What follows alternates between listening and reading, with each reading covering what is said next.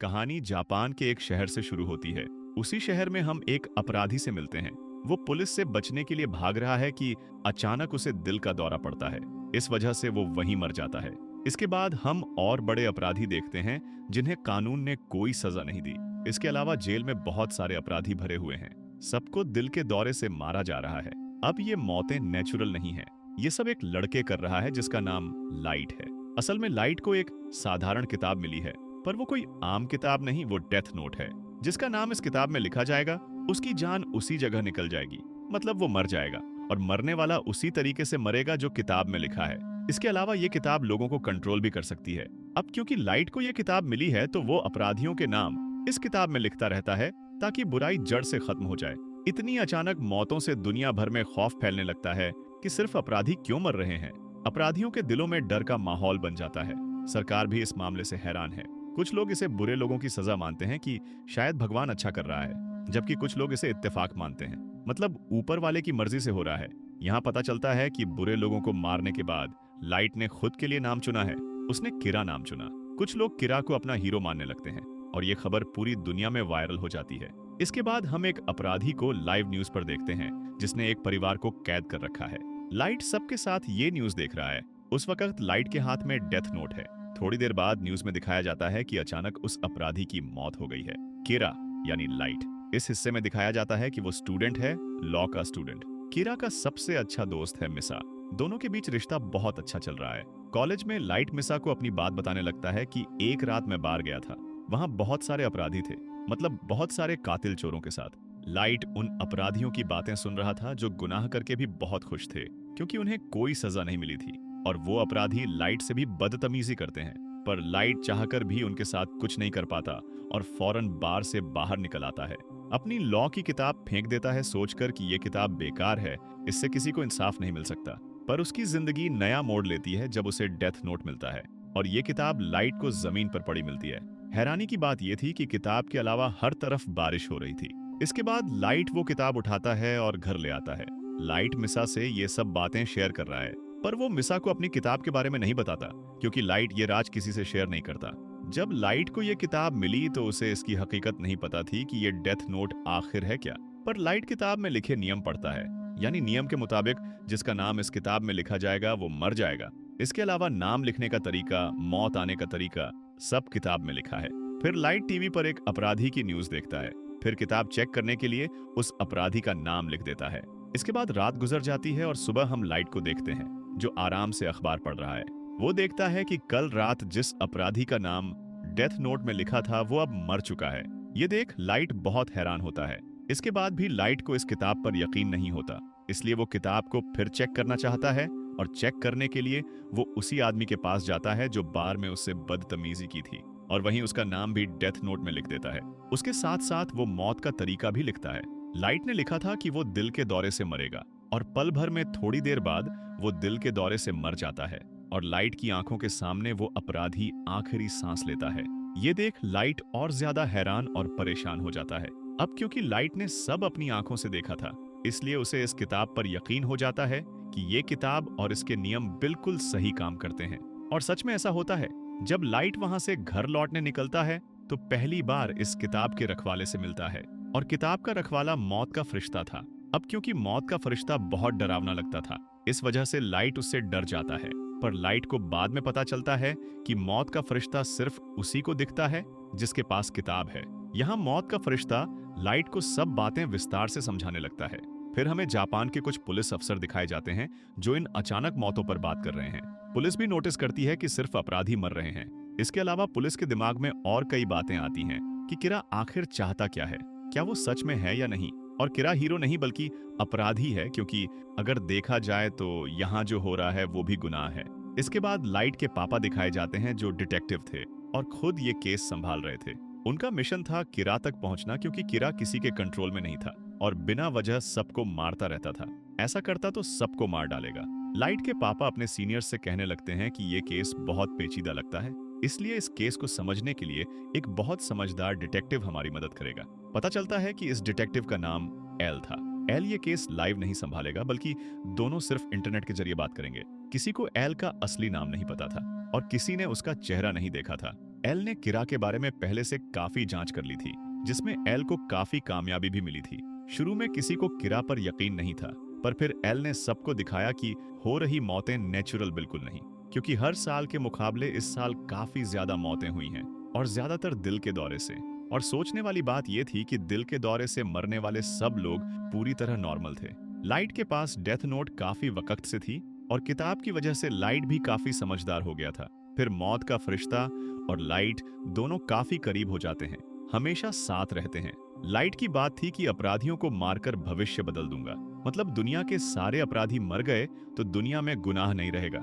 जब न्यूज में देखते हैं कि एल सबके सामने आता है, जहां वो किरा के बारे में बात करने लगता है कि किरा हीरो नहीं बल्कि कातिल है और हम जल्दी किरा को पकड़ लेंगे, ये सुन लाइट को बहुत बुरा लगता है, और इसलिए एल को रास्ते से हटाने और सबको बताने और सबके दिलों तक पहुंचाने के लिए कि किरा से टक्कर लेना अच्छी बात नहीं, इसलिए वो एल का नाम ही डेथ नोट में लिख देता है। और जैसे ही ऐसा होता है, टीवी वाला आदमी को द्वारा पड़ता है और वो वहीं मर जाता है। ये देख सब बहुत हैरान हो जाते हैं, और लाइट यहाँ बहुत खुश महसूस करता है। पर लाइट ये देखकर बहुत हैरान रह जाता है कि जो मरा वो असली एल नहीं था। फिर हम देखते हैं कि असली एल सामने नहीं आता, बल्कि टीवी पर लाइट से बात करता है और कहता है कि किरा हैरान क्यों हुआ, मैं असली एल हूँ। ये टीवी ट्रांसमिशन सिर्फ जापान में भेजी गई थी, जिससे ये साफ हो गया कि किरा तुम जापान से हो। एल ये भी कहता है कि किरा तुम सिर्फ उसी को मार सकते हो जिसका नाम और चेहरा देखा हो। ये देख लाइट बहुत गुस्सा हो जाता है, क्योंकि अब तक वो सोचता था कि पकड़ा नहीं जाएगा, पर अब उसे टेंशन होने लगती है कि एल जो उसके खिलाफ आया है, क्योंकि लाइट को ना उसका नाम पता है ना चेहरा देखा है अब तक। इसके बाद जापान में एल और किरा के बारे में खूब बातें होने लगती हैं। एल की बात थी कि मैं इंसाफ हूँ और किरा कातिल, इसलिए किरा को सजा दिलवाऊंगा। मौत का फरिश्ता इस मामले में लाइट की मदद नहीं कर सकता, क्योंकि मौत का फरिश्ता किताब के मालिक को दिखता तो है पर किसी का साथ नहीं देता। फिर हम देखते हैं कि एल अचानक मौतों का डेटा निकालता है, और सबको पता चलता है कि ये मौतें स्कूल कॉलेज की छुट्टियों के बाद होती हैं, मतलब किरा कॉलेज स्टूडेंट है। फिर यहाँ उनका शक्कर लाइट पर भी जाता है, क्योंकि उसके पापा भी डिटेक्टिव थे और किरा के केस पर जांच कर रहे थे। अब क्योंकि लाइट को पापा के डेटा तक आसानी से पहुंचती, इसलिए वो शक के दायरे में आ जाता है। अब क्योंकि उन्हें ये बात अच्छे से पता थी, किरा लोगों को सिर्फ स्कूल कॉलेज बंद होने के बाद मारता है, इसलिए लाइट अब स्कूल कॉलेज के वक्त में भी मारने लगता है। अब ये सब देख एल का शक्कर और बढ़ जाता है कि किरा स्टूडेंट ही है, इसलिए किरा हमारा ध्यान हटाने के लिए अब स्कूल टाइम में भी मारने लगा है। एल को ये भी पता चलता है कि किरा को डेटाबेस तक पहुंच है, इसलिए एल लाइट के पापा से कहता है कि किरा को डेटाबेस तक पहुंच है, इसलिए किरा या तो कोई पुलिस वाला है या हम में से कोई। कुछ दिन गुजरने के बाद लाइट को पता चलता है कि पुलिस उस पर नजर रख रही है। एल ने कुछ डिटेक्टिव्स उसके पीछे लगा रखे थे। लाइट किसी भी कीमत पर एल को रास्ते से हटाना चाहता था। मौत का फरिश्ता लाइट से कहता है कि मुझे सब पता है, इंसान का नाम क्या है और उसकी जिंदगी में कितने साल बाकी हैं। फिर लाइट मौत के फरिश्ते से कहता है कि मुझे एल का असली नाम बता दो। जवाब में मौत का फरिश्ता लाइट की आधी उम्र मांगता है, पर लाइट साफ मना कर देता है। उस एजेंट से जान छुड़ाने के लिए जो लाइट के पीछे लगा था, लाइट को आइडिया आता है। लाइट और मिसा बस में जाते हैं। वहां वो एजेंट भी लाइट के पीछे उसी बस में चढ़ जाता है।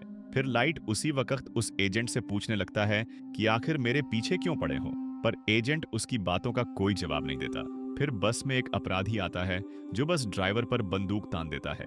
लाइट उसी वक्त अपनी हाथ में छोटे कागज पर नोट लिख चुका था कि वो तुम्हें पकड़ेगा तो तुम उससे बंदूक छीन लेना। पर अचानक वो कागज लाइट के हाथ से गिर जाता है और अपराधी उसे देखकर अपने हाथ में ले लेता है। आखिर अपराधी की नजर मौत के फरिश्ते पर पड़ती है। अपराधी मौत के फरिश्ते पर गोलियां चलाने लगता है, पर वो मौत का फरिश्ता खुद था, इसलिए उसे कुछ नहीं होता। ये देख अपराधी बहुत डर जाता है, इसलिए बस रोककर वहां से भाग जाता है, पर सामने से गाड़ी आती है और उसे कुचल देती है। अचानक वो वहीं मर जाता है। ये सब लाइट के प्लान के मुताबिक हुआ था, क्योंकि वो उस FBI एजेंट का नाम जानना चाहता था। इसके बाद लाइट उस एजेंट से कहता है कि अब मेरे पीछे मत पड़ो। कुछ वक्त बाद हम उसी एजेंट को उसकी बीवी के साथ देखते हैं। अब लाइट भी बहुत समझदार था, इसलिए एजेंट से छुटकारा पाने के लिए उसने चाल चली। वो एल को मार नहीं पा रहा था, इसलिए अब वो उन लोगों को मारना चाहता था जिन्हें एल ने हायर किया था, और इस बार वो इसी FBI एजेंट से शुरू करता है। लाइट उस FBI एजेंट से इस केस में शामिल सारे FBI एजेंट्स के नाम ले लेता है, पर थोड़ी देर बाद उस FBI एजेंट की मौत हो जाती है, और वो मौत भी दिल के दौरे से, क्योंकि लाइट उसे जिंदा नहीं रखना चाहता था, इसलिए उसे मौत दे दी। अब यहाँ सवाल उठता है कि अगर किरा हीरो है तो अच्छे लोगों को क्यों मार रहा है? इसके बाद सारे एफबीआई एजेंट एक एक करके मारे जाते हैं। एल को भी इस बात की भनक लग जाती है और इसकी वजह से सारे पुलिस अफसर बहुत डर जाते हैं, क्योंकि अब उन्हें लगने लगता है कि एक दिन किरा के हाथों वो भी मरेंगे। बहुत सारे पुलिस अफसर अपनी जान के डर से ये केस छोड़ देते हैं। अब क्योंकि पुलिस के पास कोई चारा नहीं था, तो वो एल से कहते हैं कि हम तुमसे मिलना चाहते हैं, और सारे पुलिस अफसर एल से मिलने निकल पड़ते हैं। यहाँ हमें एल पहली बार दिखाया जाता है, जो पूरी तरह जवान और बच्चे जैसा लग रहा था, और एजेंट बिल्कुल नहीं लग रहा था। आगे हम देखते हैं कि उस एजेंट की बीवी भी अपने शौहर की मौत की जांच कर रही है, और वो मिसा से मिलने जाती है। मिसा उस एजेंट की बीवी को लाइट से मिलवाती है, और वो एजेंट की बीवी लाइट को पहली नजर में देखकर कहने लगती है कि तुम मेरी कुछ नहीं बिगाड़ सकते, क्योंकि तुम्हें मेरा असली नाम पता नहीं। ये कहकर वो एजेंट की बीवी वहां से चली जाती है। इस बात से मिसा बहुत हैरान रह जाती है, और लाइट के पैरों तले जमीन खिसक जाती है, क्योंकि धीरे धीरे उसका राज खुलने लग रहा था। फिर हम एल को देखते हैं, जो लाइट के कमरे में कैमरे लगा रहा है।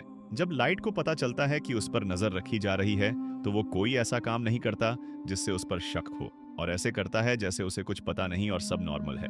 कुछ दिन ऐसे ही गुजरते हैं। फिर एक दिन एक अपराधी की बात हो रही होती है। इधर सब लाइट पर नजर रखे हैं कि अब वो जरूर कुछ करेगा, पर अपराधी मर जाता है, और लाइट ने टीवी पर देखा भी नहीं था।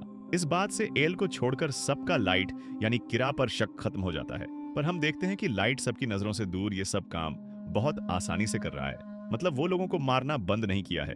इसके बाद लाइट के कमरे से सारे कैमरे हटा दिए जाते हैं। यहाँ देखने में लगता है जैसे सब नॉर्मल हो गया है, पर वो एजेंट की बीवी अभी भी अपने शौहर की मौत की जांच कर रही है। वो एल को फोन करती है और कहती है कि मैं अपनी जान खतरे में डालूंगी, पर साबित करूंगी कि लाइट किरा है। इसलिए वो लाइट को एक जगह बुलाती है जहां उसने मिसा को बंदूक तान कर रखा है, और लाइट से ये बात कबूल करवाना चाहती है कि वो किरा है। पर लाइट ये बात कबूल करने से मना कर देता है, और मौका देख मिसा वहां से भाग जाती है। अचानक वो एजेंट की बीवी लाइट पर गोली चलाने लगती है, पर गलती से वो गोली मिसा को लग जाती है और मिसा वहीं मर जाती है। बाद में वो एजेंट की बीवी खुद को भी गोली मार लेती है और अपनी जान ले लेती है। वहां जो कुछ हो रहा था वो सब रिकॉर्ड हो रहा था। इसके बाद पुलिस भी वहां पहुंच जाती है। रात को लाइट और मौत का फरिश्ता दोनों आपस में बातें कर रहे हैं, जहां लाइट मौत के फरिश्ते से कहता है कि जो कुछ अभी हुआ वो मेरे प्लान में शामिल था। वो कहता है कि अब क्योंकि किताब का मालिक कुछ भी कंट्रोल कर सकता है, इसलिए यहाँ जो अब तक हुआ या जो हुआ सब लाइट ने पहले ही उस किताब में लिख दिया था। यहाँ तक कि लाइट ने अपनी सबसे अच्छी दोस्त को भी मरवा दिया। यहाँ पता चलता है कि लाइट सच में शैतान है, जो शैतान जैसे काम कर रहा है ना, कि हीरो जैसे। फिर लाइट अपने पापा से कहने लगता है कि मैं तुम्हें और तुम्हारे अफसरों को किरा पकड़ने में साथ दूंगा। लाइट ऐसा इसलिए करना चाहता था कि किसी पर फिर शक न जाए और उसका राज हमेशा राज रहे। इस तरह वो अपना काम भी करता रहेगा। आखिरी सीन में लाइट और एल दोनों आमने सामने हैं, और दोनों को आमने सामने दिखाकर ये कहानी, ये फिल्म यहाँ खत्म हो जाती है।